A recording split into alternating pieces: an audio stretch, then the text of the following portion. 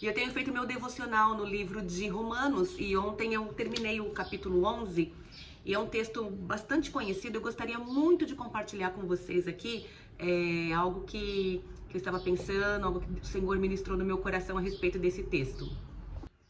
Romanos capítulo 11, do versículo 33 ao 36 diz assim: Ó profundidade da riqueza, tanto da sabedoria como do conhecimento de Deus! Quão inexplicáveis são os seus juízos e quão insondáveis são os seus caminhos? Pois quem conheceu a mente do Senhor? Ou quem foi o seu conselheiro? Ou quem primeiro deu alguma coisa a Deus para que lhe seja restituído? Porque dele, e por meio dele, e para ele são todas as coisas. A ele seja a glória para sempre. Amém. Por que o apóstolo Paulo encerra então o capítulo 11 de Romanos fazendo um elogio a Deus, louvando a Deus pela sua sabedoria e pelo seu conhecimento? Eu li algumas coisas a respeito disso e pesquisei e meditei e eu gostaria de compartilhar com vocês. A primeira é que não deve haver adoração sem verdade.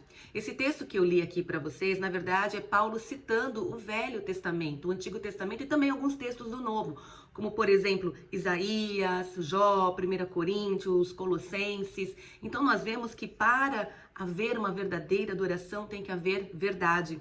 As Escrituras devem estar no centro da nossa adoração.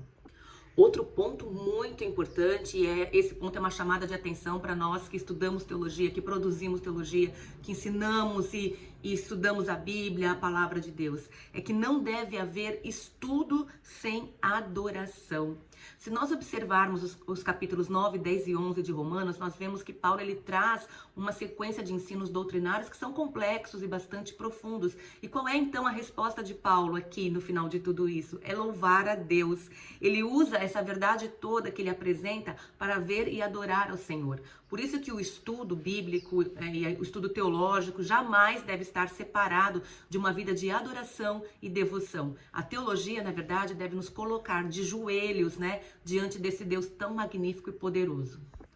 Outro ponto muito importante é que as doutrinas que exaltam a Deus nos levam a alegrias maiores ainda.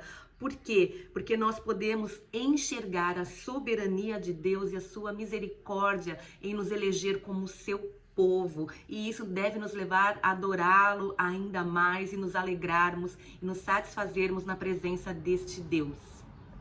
E o último ponto é, não precisamos entender tudo sobre Deus para louvarmos e adorarmos a Deus. Paulo, ele sabe que não pode traçar um caminho, os caminhos de Deus de modo pleno, mas isso não o perturbava. O que isso nos ensina? Nos ensina que devemos adorar a Deus por tudo que já sabemos sobre Ele e não nos desviarmos por aquilo que nós não conhecemos. Então, tudo que nós sabemos sobre Deus até esse momento, até hoje, deve nos levar a uma vida de oração, de adoração, de louvor a este Deus maravilhoso, magnífico, cheio de conhecimento, cheio de sabedoria e que se revela a nós através da sua palavra. É isso, gente. Foi isso que eu anotei aqui, que eu compartilho com vocês e gostaria que vocês me falassem se vocês já tinham pensado a respeito desse texto dessa maneira, porque às vezes só nós lemos, algumas passagens bíblicas e passamos direto por ela. A gente acha que palavras bonitas que Paulo fala, Mas toda a palavra de Deus, ela é orientação, instrução para nós. Ela tem algo para nos ensinar, ela nos leva a conhecer mais a Deus e esse conhecimento deve nos aproximar ainda mais do Senhor. Amém?